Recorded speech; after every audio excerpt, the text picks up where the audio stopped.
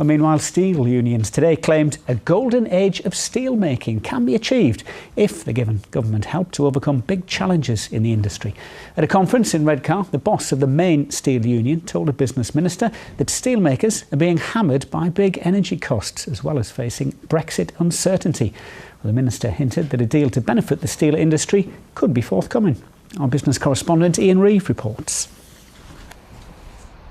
It looms over Redcar, the former steelworks and blast furnace complex, a perpetual reminder of industrial failure on a grand scale, a vast workshop without work.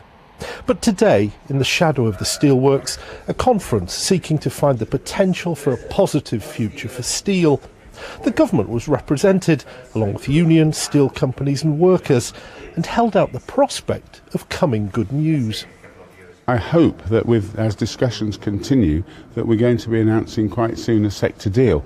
But it's obvious what's needed in the steel market. We've already heard today it needs research and development, it needs capital expenditure. But what is needed to ensure a viable future for an industry that perpetually appears to be in the doldrums, battling through never-ending tough times? The union boss thinks he knows.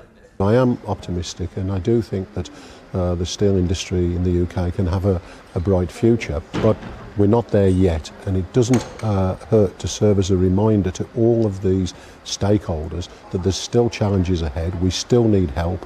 We still need a government that is focused on an industrial strategy with steel at the heart of that strategy.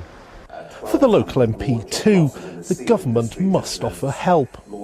I thought it was very positive. The government says there's a future for the steel industry in this country, and they take it very seriously, and they see it as a beating heart of the British economy, and that's music to our ears.